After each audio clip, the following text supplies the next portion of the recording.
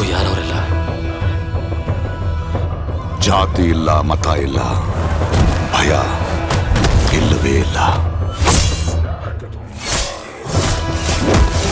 ಧೈರ್ಯ ಬಿಟ್ಟು ಬೇರೇನು ಗೊತ್ತಿಲ್ಲದಿರುವ ಕಣ್ಣುಗಳಲ್ಲಿ ಮೊದಲನೇ ಸಲ ಭಯದ ಪೊರೆ ಆವರಿಸಿಕೊಂಡು.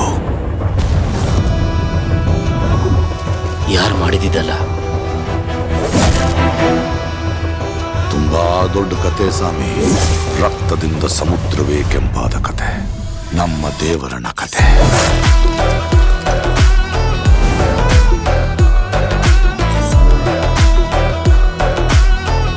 ಮನುಷ್ಯನಿಗೆ ಬದುಕೋಷ್ಟು ಧೈರ್ಯ ಸಾಕು, ಕೊಲ್ಲೋಷ್ಟು ಬೇಕಿಲ್ಲ. ಇಲ್ಲ, ಆಗಲ್ಲ ಅಂತ ನೀವು ಮತ್ತೆ ಆ ಧೈರ್ಯನ ಗುಡ್ಡೆ ಹಾಕಿದ್ರೆ ಆ ಧೈರ್ಯನ ಕೊಲ್ಲೋ ಭಯ ಆಗ್ತೀನಿ.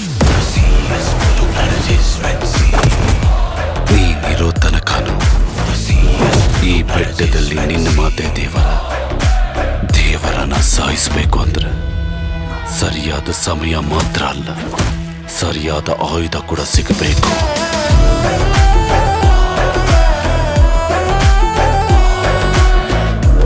ಯಾವಾಗ ನೋಡಿದ್ರು ಹುಡುಗಾಟ, ಪುಕ್ಕಲ್ತನ. ಅವನ ಜೊತೆ ಹೆಂಗೆ ಬಂದಿ ಕೇಳಿ ಯೋಚನೆ ಮಾಡ್ತಿದ್ಯಾ? ಹೇಗೆ ಏನ್ ಮಾತಾಡ್ತಾ ಇದ್ಯಾ? ಸಾಯಿಸ್ಬಿಡ್ತಾರ ನನ್ನ. ಅವನಿಗೆ ಅವ್ರ ಅಪ್ಪನ ರೂಪ ಬಂದಿದೆ, ಆದ್ರೆ ರಕ್ತ ಬಂದಿಲ್ವೇ? ಕೆಲ್ಸದ ಮೇಲೆ ಹೋದವನಾದ್ರೆ ಅದು ಮುಗಿದ ತಕ್ಷಣ ಬಂದಿರೋನು. ನಿನ್ನ ಮಗ ಬಾಣ ತೊಟ್ಟು ಹೋಗಿರೋನು.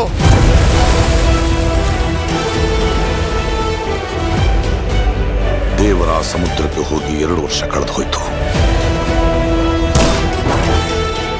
ಕಣ್ಮುಚ್ಚಿದ್ರು ತೆಗೆದ್ರು ಸಮುದ್ರದಲ್ಲಿ ನೋಡಿದ್ದೆ ಕಣ್ಮುಂದೆ ಬರ್ತಿದೆ. ಭಯನ ಮರೆತು ಯಾವನಾದ್ರೂ ತಪ್ಪು ಕೆಲಸ ಮಾಡಕ್ ಸಮುದ್ರಕ್ಕೆ ಇಳಿದ್ರೆ